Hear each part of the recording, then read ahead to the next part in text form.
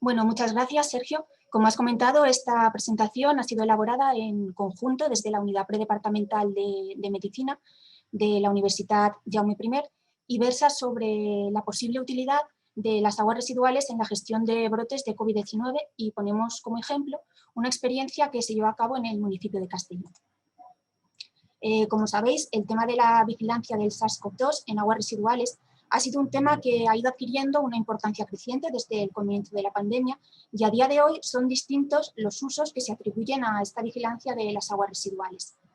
Así pues, en un documento que elaboró la OMS el verano pasado, señalaba como 4 los principales usos que se atribuían a esta vigilancia. Por una parte, se hablaba de su utilidad para generar conocimiento sobre la propia COVID-19. También se hablaba de su potencial uso para la detección y monitorización del virus, sobre todo en zonas con sistemas sanitarios más débiles. También se ha hablado mucho de su posible utilidad como sistema de alerta que permita anticiparse a la toma de decisiones en materia de salud pública. Y también se ha hablado, y ya se está aplicando en algunas zonas, para llevar a cabo una vigilancia de determinados espacios como residencias, prisiones, centros de trabajo, que por sus características, por ser lugares cerrados, pues la puesta en marcha de medidas de control pues, pudieran resultar relativamente más fáciles.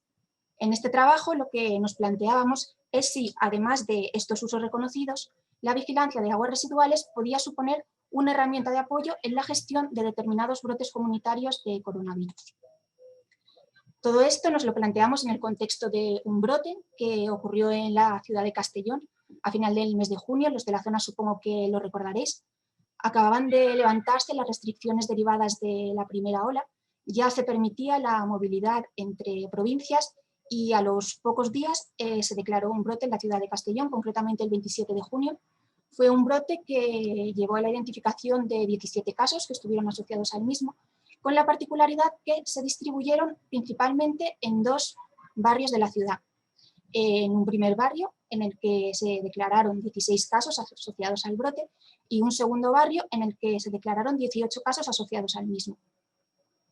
El origen de estos casos se vinculó con los casos anteriormente diagnosticados en Lleida, asociados a los trabajadores temporeros, y se extendieron, llegaron a Castellón por una persona procedente de esa localidad. Los vínculos familiares, los vínculos de amistad hicieron que el brote se propagara por estos 2 municipios señalados. Este brote se producía en un momento en el que la incidencia de casos en la zona era muy baja. Veníamos del fin del confinamiento, estábamos con niveles muy bajos de casos de coronavirus y a lo largo del brote, aparte de los casos asociados al brote, también hubo muy poquitos casos declarados en el municipio, alrededor de 6 casos, con lo cual esto en principio nos suponía una ventaja a la hora de estudiar este brote y a la hora de estudiar los niveles de SARS-CoV-2 en aguas residuales. En el momento en el que se producía este brote, estaba en marcha un grupo de trabajo en la Universidad Jaume I, que coordinado por el profesor Félix Hernández, agrupaba profesionales de distintos ámbitos. Así, del mismo formaban parte profesionales del ámbito de la epidemiología de las aguas residuales, profesionales del sector del ciclo del agua, en este caso eran profesionales de la empresa Faxa, también profesionales del campo de la microbiología y de la epidemiología, con la particularidad de que contábamos con epidemiólogos de campo, aquellos que estaban realizando las encuestas, estaban trabajando más directamente en la gestión del brote, y además también se contaba con la participación de epidemiólogos del ámbito universitario. Este grupo de trabajo estaba trabajando en un estudio que estaba dirigido a vigilar los niveles de SARS-CoV-2 en distintas depuradoras de la provincia. Entonces, en el seno de este grupo de trabajo, ante la declaración de este brote, surgió la pregunta o surgió la inquietud de si íbamos a ser capaces de poner en marcha un estudio dirigido a evaluar si íbamos a ser capaces de detectar SARS-CoV-2 en la proximidad de los afectados. Sabíamos que en el municipio afectado había 2 zonas que estaban especialmente afectadas, entonces se trabajó por establecer un punto de muestreo en cada uno de los barrios. Lo que pretendíamos, como comentaba, era ver si íbamos a ser capaces de detectar en los barrios, aún con un número no demasiado elevado de casos, y de si íbamos a ser capaces de realizar un seguimiento de estos niveles o si, por el contrario, solamente íbamos a detectar algunos datos puntuales. Además, quisimos ampliar el estudio incluyendo un tercer punto de muestreo en el influente de la edad. Es decir, nos interesaba saber si estos casos, en caso de detectarlos en la proximidad de los afectados, y vamos a poder detectarlos a la entrada de la depuradora. Y en su caso también nos interesaba conocer cuál iba a ser la pérdida de carga o la pérdida de concentración que sufrirían las muestras como consecuencia del tiempo de tránsito y de la distancia recorrida hasta llegar al influente. Así pues, para desarrollar este proyecto, lo primero que se hizo pues, fueron definir y buscar los 2 puntos de muestreo más idóneos. En el primero de los barrios, el barrio 1, seleccionamos un punto de muestreo que se pudo situar a 20 metros de lo que denominamos el foco activo. Consideramos el foco activo, en este caso, un bloque de edificios en el que se congregaron hasta 9 de los casos. Este punto de muestreo tuvimos la suerte de poder tomarlo súper cerca, como veis, a tan solo 20 metros de la vivienda de estos 9 afectados. Por su parte, en el barrio 2 se seleccionó como foco activo una vivienda en la que estuvieron confinadas hasta 14 personas. Era un punto idóneo para llevar a cabo un seguimiento debido a la gran concentración de infectados que estaban en cuarentena, cumpliendo la cuarentena en ese mismo domicilio. Y en este caso, a pesar de contar con este punto tan favorable, el punto de muestreo, debido a la estructura de la red de alcantarillado, a las posibilidades de muestreo, pues tuvo que establecerse un poquito más lejos, a 118 metros del foco activo. En cuanto a las características de los casos asociados a cada punto, si bien no contamos con un número importante de casos, lo que sí que pudimos ver es que las características de la población eran bastante similares en ambos grupos. En ambos grupos, como podéis ver en los datos que aquí presentamos, la proporción de hombres-mujeres era similar, al igual que lo era la edad. También había bastantes similitudes en cuanto al número de asintomáticos, que rondó entre el 22 y el 29% de los casos, y ninguno de los casos revistió una importante gravedad, no hubo ningún ingreso entre este grupo de afectados. El tercer punto de muestreo se fijó en el influente de la edad municipal.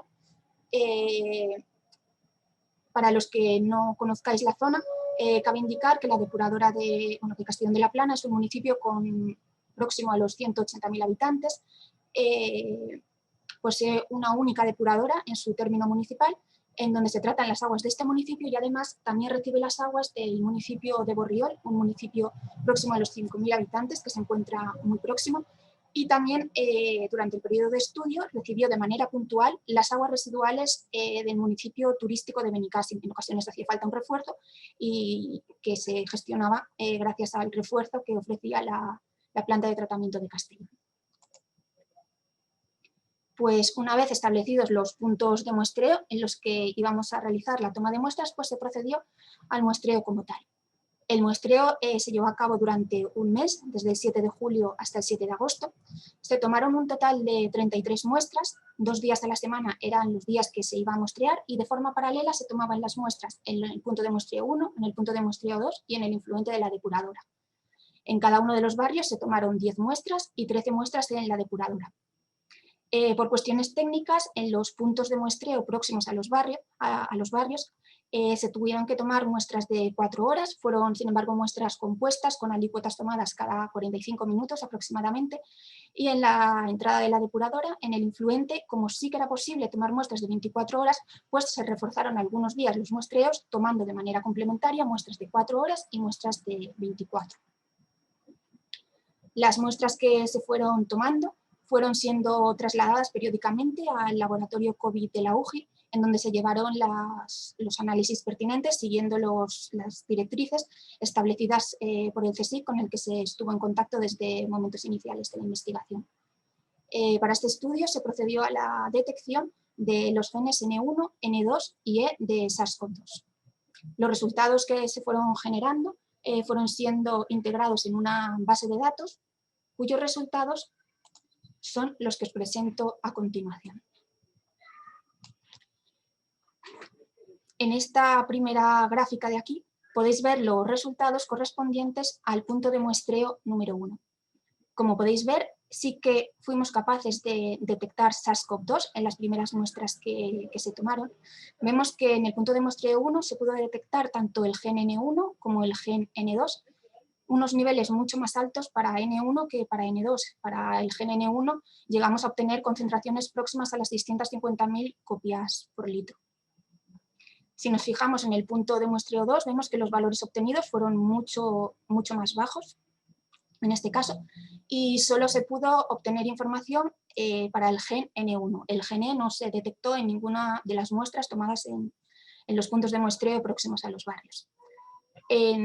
Para el caso del gen N2, en el punto de muestreo 1, y para el caso del gen N1 en el punto de muestreo 2, sí que podemos ver cómo se observó una disminución progresiva de los niveles conforme íbamos avanzando en el tiempo y nos íbamos alejando de la declaración de los casos.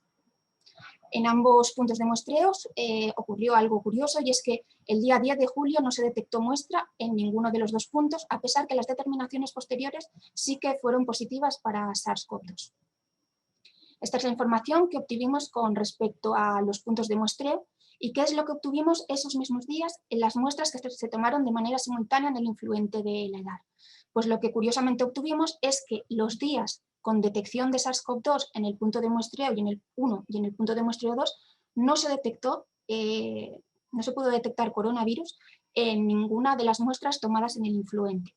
Sin embargo, esta detección sí que se pudo llevar a cabo cuando se trabajó con la muestra de 24 horas que se realizó el 17 de julio. Se obtuvieron niveles más bajos, pero sí que se fue capaz de detectar SARS-CoV-2 el mismo día, pero en una muestra de 24 horas.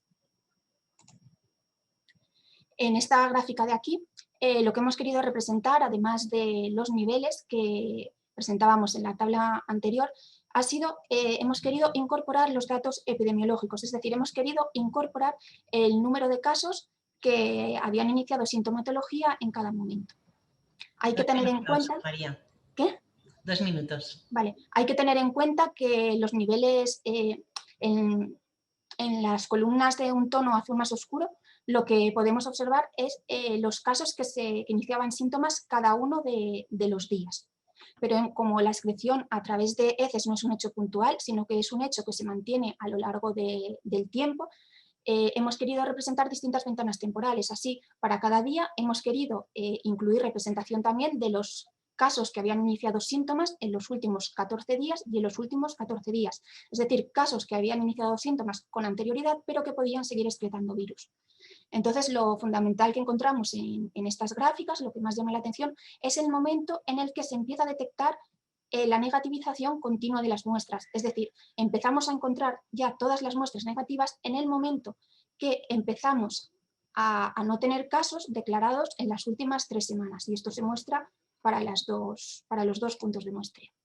Así pues, como conclusión principal, lo que podemos decir es que sí que fuimos capaces de detectar SARS-CoV-2 en los barrios, a pesar del bajo número de casos.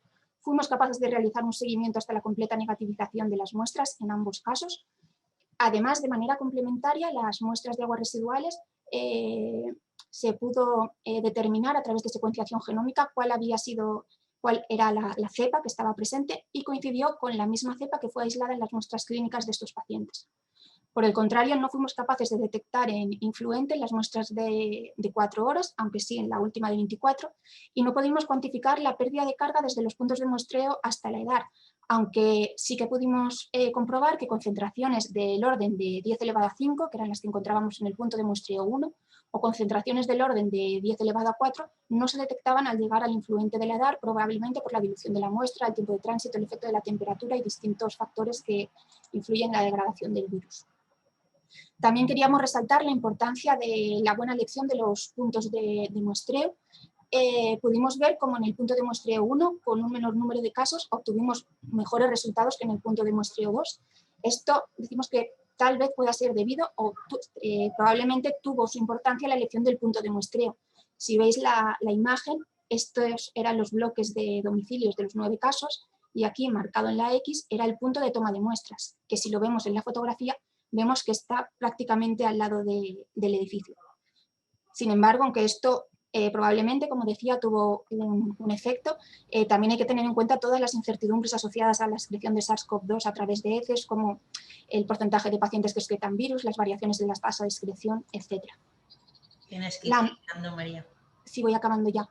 La no detección del día 10 de julio en los dos puntos de muestreo llama la atención y Pensamos que una posible explicación fue la coincidencia en el tiempo de unas intensas labores de limpieza y desinfección llevadas a cabo en la zona que pudieron afectar a las características de las muestras.